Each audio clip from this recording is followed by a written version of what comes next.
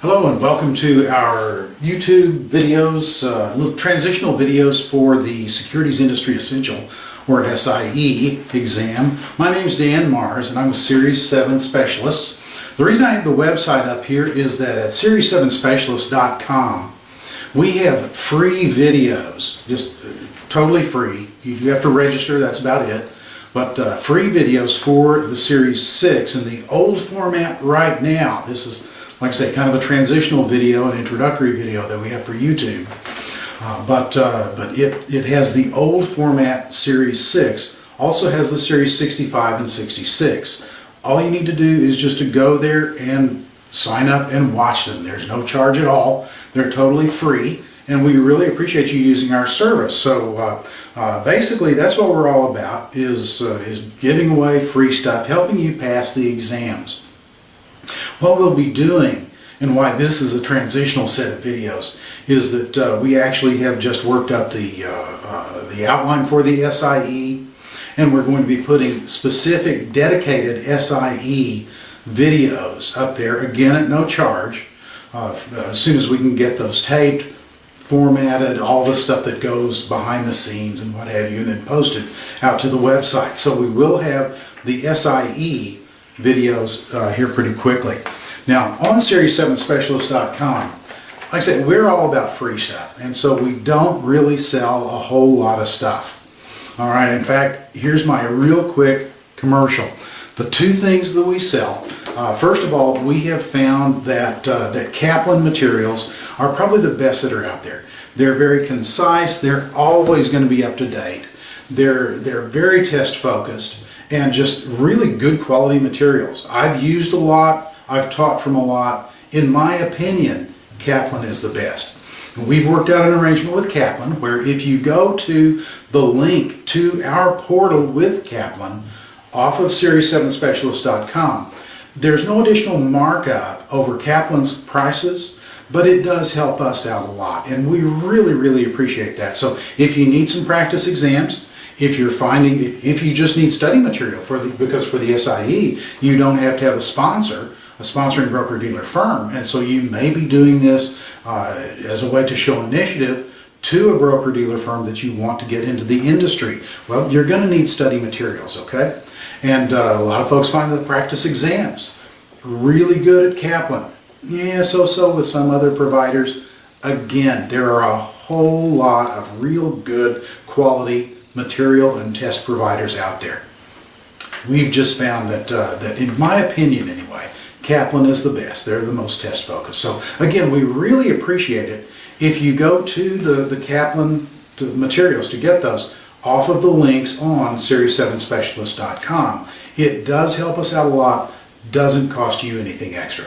So we really do appreciate that. Second thing we sell is a book called Option Talk. Now this is something that I wrote because I found that a lot of folks were having trouble with options. Surprise, surprise. Okay, and I found also that a lot of folks responded to the way that we had options in our classes, in our Series 7 classes, and so I just basically put the class in a box, and so it's available on our website, and we would appreciate it if you would pick one of those up if you feel you need one. Now, when would you need one? If you're going to be taking the Series 7 top off and you're having any issues at all with options, get the book. Get the book, okay? It's going to give you, even more importantly than giving you an understanding of options, it's going to give you tools that will get you correct answers. And even more importantly than getting correct answers, you'll get correct letter choices. Like I said, I used to be all about just making sure folks had a deep, rich understanding of options. Well, that's baloney. You know, you need to get correct letter choices. And the Option Talk book gives you tools that if you just trust the tools and follow them on every option question, you'll get those, okay? Now, if you're going to be taking the Series 6 top off, it's kind of a judgment call because you won't really use it on the top off, but they have expanded the options information and option questions on the SIE. We'll talk about that in a little bit. But if you're really struggling with options and you're going to be taking the Series 6, kind of a judgment call, but it may be worth your time and effort to and the expense to go ahead and pick up the book, because it does. It really puts things just in very, very common terms. And in fact, what we'll do on these videos, you'll see how we teach, and how I teach is how I write. And so if you respond to that, and you're having, like I said, any issue at all on the options, if you're going to be taking the Series 7, by all means get the book. It's a bargain and a half, okay? But there we go. There's our commercial. We also do some private classes. We also do some tutoring. But basically, you just, those are the two things that we sell most of, are the books, the study materials, from Kaplan, the practice exams from Kaplan. And oh, by the way, if you're going to be getting your insurance license, we also have access to insurance licensing materials and even classes on the Kaplan site. They do a great job, even better than I can do on the insurance. And so rather than me spread my focus and try to do something that takes a whole staff of people to do well, I just offer that through the Kaplan portal. But then the Option Talk book, those are the two things that we sell. That's about it. Other than that, it's totally free. So those things are optional. And we've had a lot of folks tell us that they really get a lot out of the videos. So we hope that you do that. Our goal is your goal, and that's to pass the exam. So let's go ahead and kind of dive into this thing. What's the deal with the SIE and with the top-off exams, okay? First of all, what it does is that it takes the common core material from several of these licenses that had freestanding exams, the Series 6, the Series 7, various others that you probably don't hear of a whole lot. But the Series 6 and Series 7s are the best ones. And it broke out the unique material into top-offs, okay? Now, that's all good, but the thing is that it's not a one-to-one relationship between the old Series 6 in particular and the SIE. So what happened was that you have, I'll just kind of try to draw it graphically here, okay? There's the common material, okay? And then if you were taking the old Series 6, what would happen is that you would have a certain amount of material here for the Series 6 that was in addition to that. If you were taking the Series 7, then you'd need not only this stuff, okay, but also yet additional information, like so, for your 7. Now, these would be the top-off exams that they have now, but something happened when they unbundled this thing and they took it into the 7 top-off and the 6 top-off and the SIE. Okay. The old SIE, or the old set of common material for the Series 6 was like so. When they unbundled it, it grew. So you have additional material that isn't in the old Series 6 that you'll need to know for the SIE. Now, most notably, that's going to be information about options. Why you need it for the 6, I don't know. Direct participation programs. Again, why you need it for the 6, I don't have a clue. A little bit about hedge funds. Again, just good knowledge to have, but that's about it. You probably would never use it if you have the 6. But in any event, we need to cover that material, and that's what we want to do in the transitional videos. Okay, because when we get these finished and posted, what you can do is to watch these videos, then go over to series7specialist.com, watch the Series 6 videos, and you'll have the full complement of information about either the top-off or the Series 6 top-off or the SIE.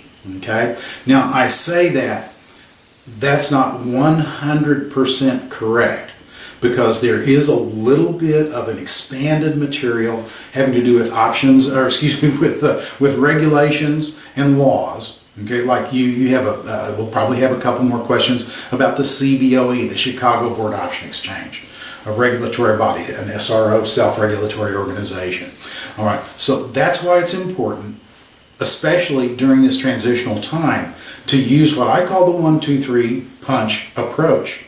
Okay, I compare it to a boxer. If you're a fan of boxing, you know that you can actually go into the boxing ring, and if you've got a good enough left jab, you can throw left jabs all night and you can win the fight. But if you want to knock the guy down, the best thing to do is to throw the left jab, follow with a right cross, follow it with an uppercut, follow it with a body shot. Those combinations, that's what's going to knock the other guy to the canvas, and the other guy is the test, and we want to knock that guy to the canvas, okay? So the 1-2-3 punch, read good quality materials, okay? Number 2, watch the videos. Just having a different presentation of it. Books by their nature are very dry, and so we try to liven things up and get it to where you can relate to them in these videos. And number 3, take practice exams. Lots of practice exams. One person asked me, how many practice exams is enough? I said, 1 more. And that's really good advice. I mean, even if I did say it myself, okay, because you always have 1 more exam, and that's going to get you that much closer. And what you want to do is to kick the thing right in the south side as it's walking north, if you catch my drift, okay? So use that 1-2-3 punch, and we'll cover this peripheral material where it expanded out in these videos. Once we get the SIE videos posted on series7specialist.com, it'll become a self-correcting situation. Okay, so anyway, but basically that's what the deal is here. Like we said, no sponsorship is required to take the SIE. To take the old Series 6 or the old Series 7, you had to have a broker dealer, and basically employer, or have you under contract, one or the other. So because you become a registered representative. Well, representatives represent. Gosh, I wonder where we got that. But in any event, you have to represent someone. You become an agent of something, some firm, and that's why you would need sponsorship. But now, to take the SIE, you don't need sponsorship, and so you can take it on your own. Okay? Now, along those lines, one of the other things that we do is that we have contact with several recruiters across the country. So if you're in that situation and you'd like for us to have a recruiter contact you, by all means let us know. Okay?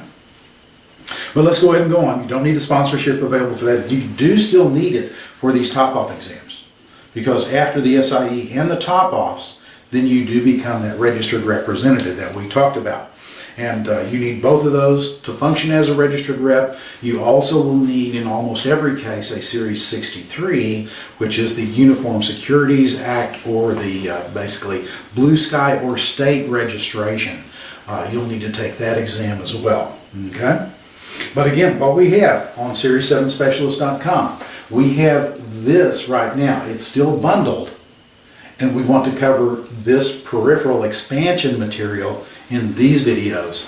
Eventually what we'll do is we'll replace the bundled Series 6 with the SIE, the 6 top-off, and then the 7 top-off. Okay, and they'll all be free. I just can't emphasize that too much, okay?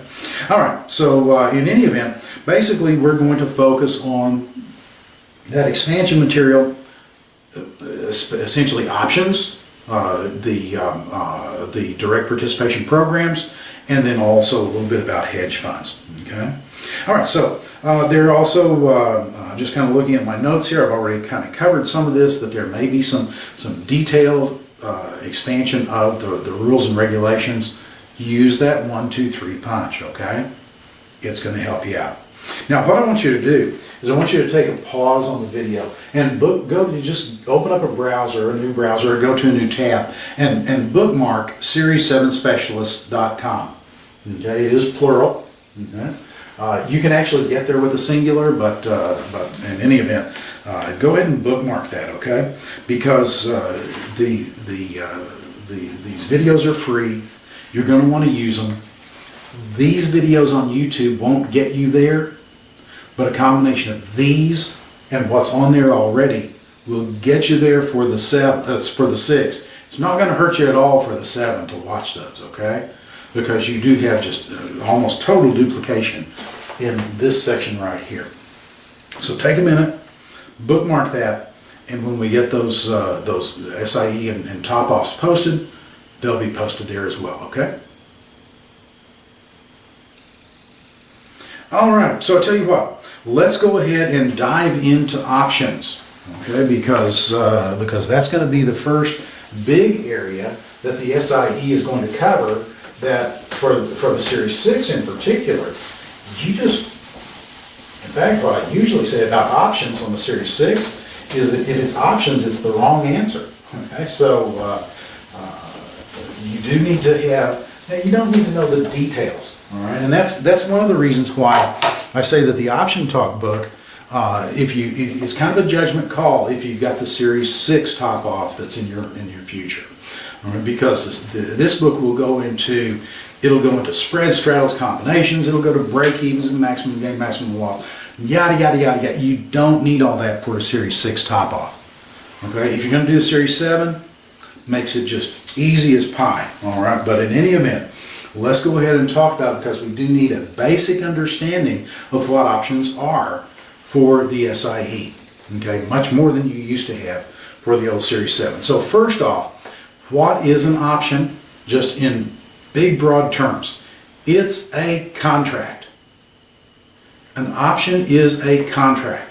Now, contracts have several characteristics that are real important. One is you can't make a contract with yourself. Basically, what you're doing is making a promise for self-improvement or something like that, okay? That's not a contract. A contract is between you and me. A contract is between Bob and Mary. It's between two parties or more. You've got to have two parties. One party has to do something in exchange for something else. Otherwise, what you have is like a unilateral action, which one person decides to do something and they do it. Well, the other party doesn't have anything to say about it. But in a contract, you have the two parties, and each party has some obligations and has some rights.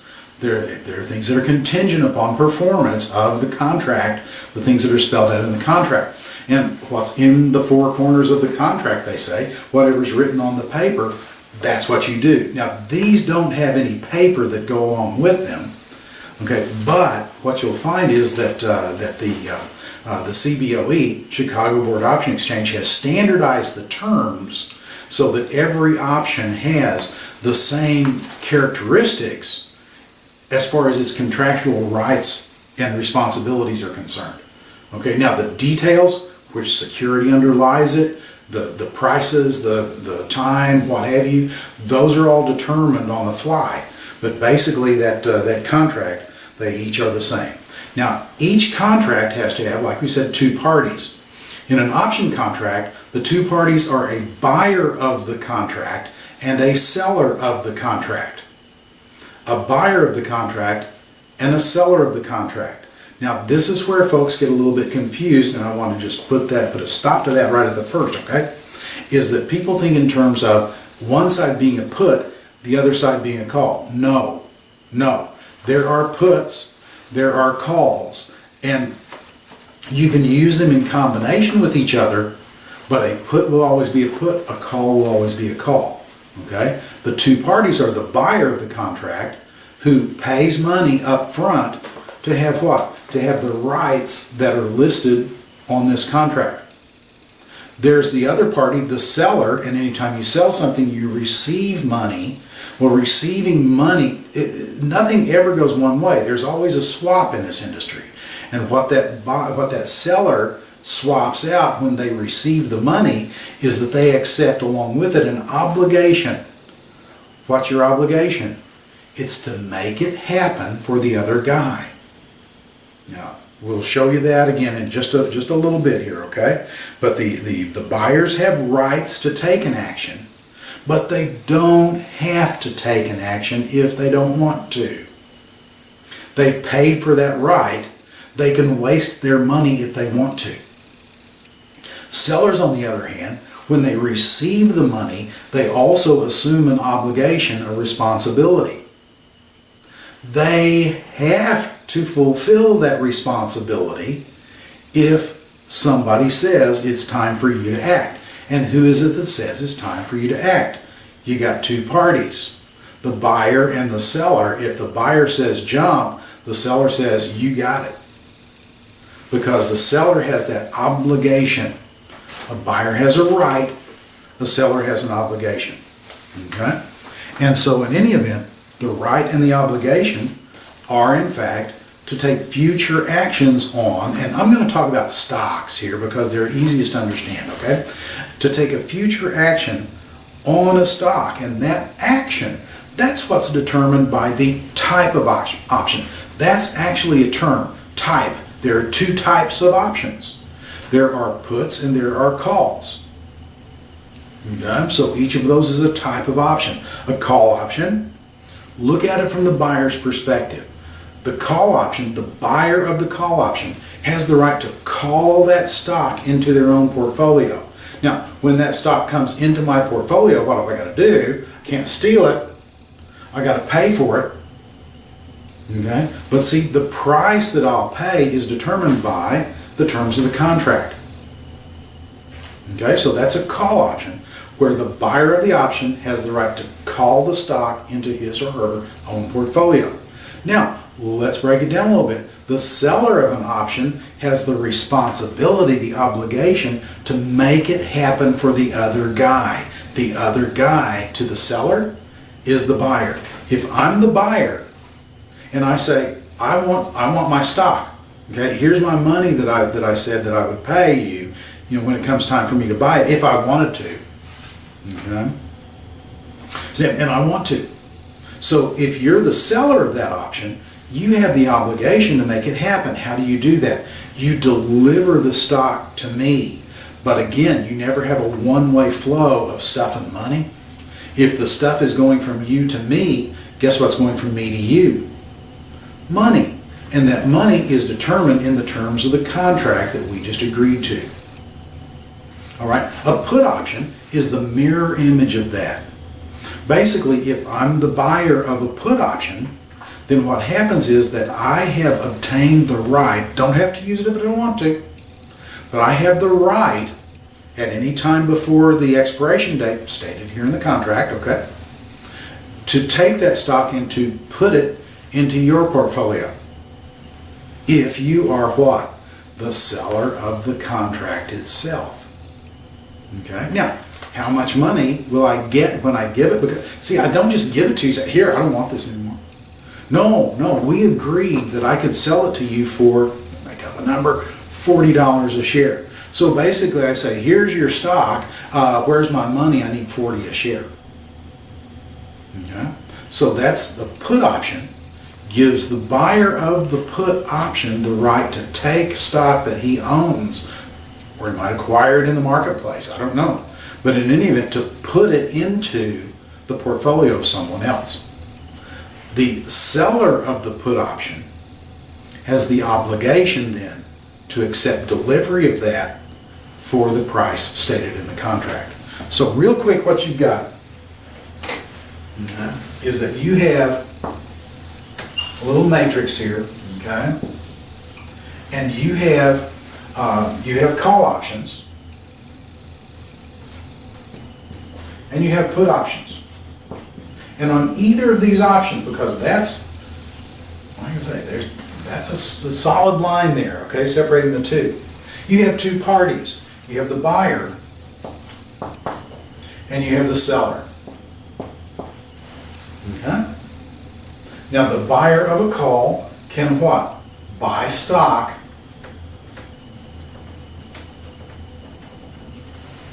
okay? And then what does this guy have to do to make it happen for that guy? We'll deliver the stock. I'm not going to put that he's going to sell the stock because this guy always reacts. It's not a proactive measure. So he's not really selling as much as delivering at a price that's determined in a contract. So I'm going to put that he delivers the stock.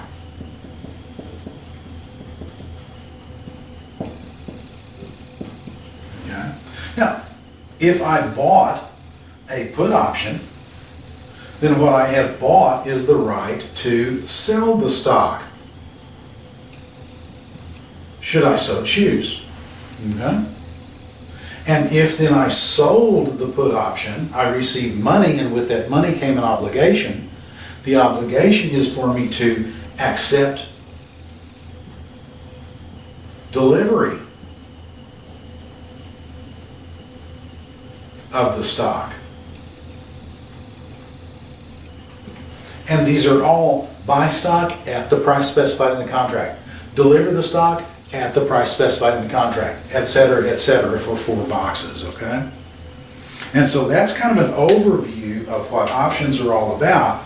I'd like to keep these things at about 20 minutes, and we've been going about 24, 25 minutes. So I'm going to stop this video. We'll pick it up again on the next video, okay? Thanks for joining us.